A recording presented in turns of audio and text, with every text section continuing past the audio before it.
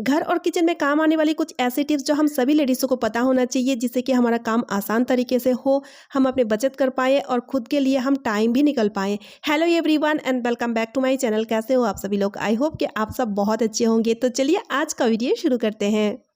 तो फ्रेंड्स, यहाँ पर मैंने लिया है एक छोटा सा साबुन। अक्सर क्या होता है, जब हम होटल वगैरह में कहीं घूमने जाते हैं तो इस तरह का छोटा वाला साबुन हमें मिलता है होटल की तरफ से। अब देखिए, उसको कई लोग यूज़ नहीं करते हैं, और अगर आपके पास इस तरह का गला हुआ नहाने वाला साबुन है तब भी आप उसको भी ले सकते हैं। तो क्या करते हैं, अक्सर उस गला हुआ साबुन को हम फेंक दिया करते हैं, लेकिन उसको ना फेंक के उसका यूज़ आप बहुत अच्छी तरीके से ले सकते हैं। तो यहाँ पर मेरे पास छोटा वाला जो साबुन था वो था, तो उसको मैं ग्रेट कर रही हूँ इस तरह से, ग्रेटर की मदद से।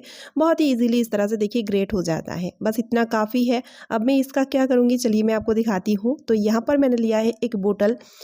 अब मैं क्या करूँगी, सेफ्टी पिन की मदद से बोतल का जो ऊपरी वाले पार्ट है वहाँ पे छोटा छोटा छेद बना लेंगे। ठीक है, तो छेद जो बन रहा है ना, वो नीचे की तरफ नहीं बनेगा, सिर्फ ऊपर की तरफ इसका छेद बनेगा, और सेफ्टी पिन की मदद से बहुत ही इजीली इस तरह से बोतल में छेद बन जाता है।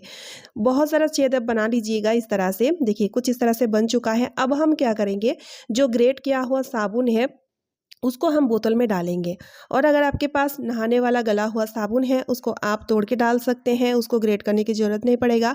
अब मैं बोतल में पानी डाल दूंगी, और पानी हमें कहाँ तक डालना है वो भी देख लीजिए। तो जहाँ पे हम छोटा छोटा छेद बनाए हैं ना, वहाँ तक पानी को नहीं डालना है। अब इसका यूज़ हम कहाँ करेंगे, अब हम इसको डालेंगे कोमोड टॉयलेट का फ्लैश टैंक में। अब देखिए गाइस, कोमोड को हम यूज़ करते हैं, उसको अच्छी तरीके से क्लीन कर लेते हैं, बट फ्लैश टैंक को क्लीन हम कितने लोग करते हैं ये हमें बताइए। करते नहीं है, तो जिस वजह से क्या होता है कि इसमें बैक्टीरिया, छोटा छोटा कीड़ा वगैरह जमने लगता है, और जब हम फ्लैश करते हैं ना तो वो टॉयलेट में निकल जाता है।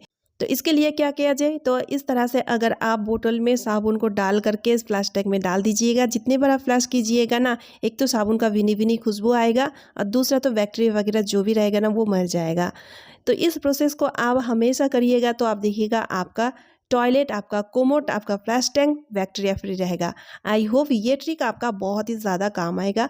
तो चलिए अब देख लेते हैं अगला टिप। हम सभी लोग लगभग कैसरोल का यूज़ किया करते हैं। अब देखिए, कैसरोल जब पुराना हो जाता है ना तो तरह तरह का प्रॉब्लम इसमें से आने लगता है, जिस कारण हम इस कैसरोल को फेंक करके न्यू कैसरोल घर में ले आते हैं। जैसे कि ज़्यादा देर कैसरोल में खाना गर्म नहीं रह रहा है, या तो फिर कैसरोल में से एक अजीब सा स्मेल आ रहा है। अब देखिए, इस तरह का स्मेल आने से हम कुछ सब्जी वगैरह नहीं रख पा रहे हैं। तब आपको क्या करना है, आपको लेना है न्यूज़पेपर। ठीक है, न्यूज़पेपर लेकर के आपको सिंपली कैसरोल में पहले रखना है, उसके बाद इसके ऊपर से पानी डाल देना है। ठीक है, पानी डालने के बाद आपको क्या करना है, इसका जो लीड है इसको तुरंत बंद कर देना है। बंद करने के बाद इसको पूरा रात छोड़ देना है। ऐसा करने से आप देखिएगा इसमें से जितना भी बैड स्मेल है ना वो एकदम से ख़त्म हो जाएगा। आप फिर उसके बाद आप कैसरोल को अच्छी तरीके से यूज़ में ले पाएंगे। कैसरोल को फेंकने से पहले इस ट्रिक को एक बार ज़रूर आजमाइएगा। तो चलिए अब देख लेते हैं अगला टिप। तो अगला टिप के लिए मैंने यहाँ पे लिया है मैक्सी। तो अक्सर क्या करते हैं, पुराना मैक्सी को हम फेंक दिया करते हैं, लेकिन इसी पुराना मैक्सी की मदद से मैं बहुत बढ़िया सा एक टूल बनाऊंगी जो आपका और मेरा बहुत ही ज़्यादा काम आएगा। तो चलिए मैं आपको दिखाती हूँ इसे मैं कैसे यूज़ में लूँगी। तो सबसे पहले हमें क्या करना है, इसका जो नेक वाला पार्ट है उसको कट करके अलग कर देना है। ठीक है, अब हम क्या करेंगे, इसका देखिए जो साइड में सिलाई है उसको भी हम कट करेंगे। तो इसको कट करने के बाद इसमें से पतला पतला पट्टी हमें निकाल लेना है, यानी कि पतला पतला डोरी इसमें से हम निकाल लेंगे। देखिए कुछ इस तरह से इतना सारा पतला पतला डोरी हमने निकाल लिए हैं, लेकिन इसमें से एक डोरी हमें लंबा रखना है। ठीक है, देखिए इस डोरी को मैंने लंबा रखा है, और बाकी जितने भी डोरी, जितने भी पट्टी हमें लगेगा ना उसको छोटा छोटा करके कट कर लेना है। तो इस तरह से बीच में से कट करेंगे ना तो ये छोटा हो जाएगा, और इसी तरह से बाकी जितने भी डोरी होगा उसको छोटा आकार में कट करके उसको हम तैयार कर लेंगे। ठीक है, अब मैं आपको पूरा प्रोसेस दिखाऊंगी कि इसको मैं कैसे बनाऊंगी। और अगर आपके पास पुराना मैक्सी नाइटी नहीं है तो आप टी शर्ट या लोअर की मदद से भी इसको बना सकते हैं। अब देखिए, जितना भी छोटा छोटा पट्टी है उस सभी पट्टी को इस बड़ा वाला पट्टी में बांधना है। तो बांधना कैसा है, देखिए पहले आप डबल फोल्ड कर लीजिए, उसके बाद इस तरह से बड़ा वाला पट्टी में फंसाइए और एक नोट लगा दीजिए।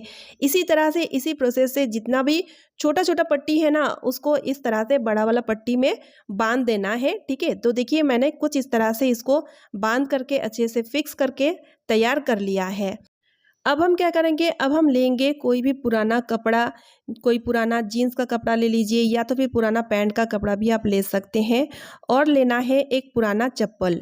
अब चप्पल का शेप में इस कपड़ा को हम काट लेंगे, जिस वजह से निशान बना करके चप्पल का शेप हमने बना लिए हैं। अब सीजर के मदद से इस तरह से हमें इस कपड़ा को काट लेना है।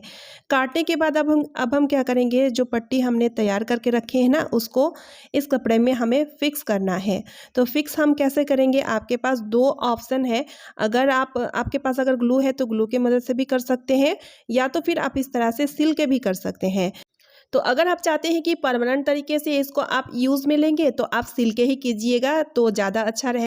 और इसको बनाना बहुत इजी है, भले टाइम थोड़ा लगता है, बट एक बार बना लेने से ना इसको बहुत दिन आप यूज़ कर पाएंगे।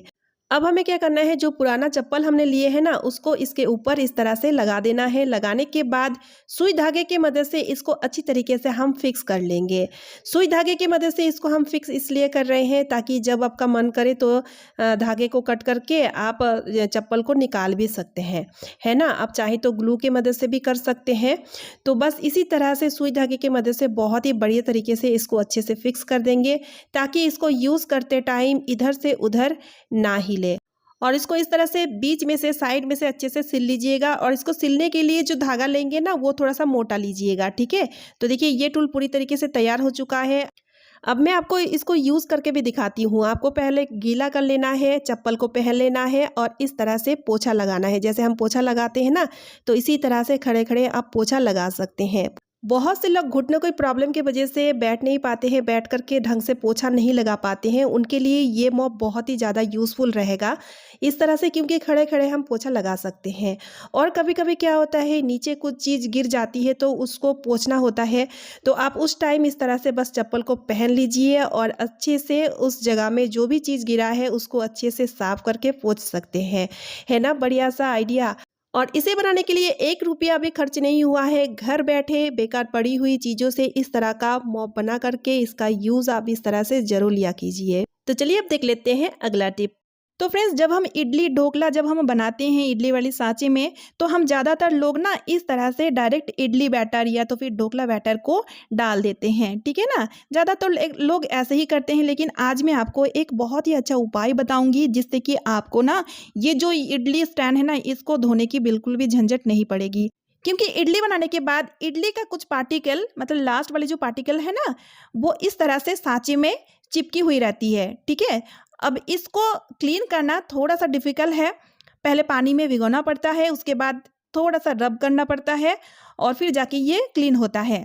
थोड़ा सा मेहनत ज़्यादा लगती है, तो ऐसा ना हो इसके लिए आपको क्या करना है, लेना है एक साफ़ सुथरा रुमाल। रुमाल को पहले गीला कर लीजिए, एक्स्ट्रा पानी है उसको निचोड़ लीजिए। निचोड़ने के बाद इडली का जो सांचे है उसके ऊपर बिछा दीजिए। अब एक एक करके इडली बैटर को इस तरह से डाल दीजिए रुमाल के ऊपर। तो इस तरह से रुमाल डालने से ना कई सारा फ़ायदे हैं। चलिए मैं एक एक करके इसका फ़ायदा बताते जाती हूँ आपको। पहले तो आपको सांचे को ऑयल से ग्रीस करने की ज़रूरत नहीं पड़ेगी।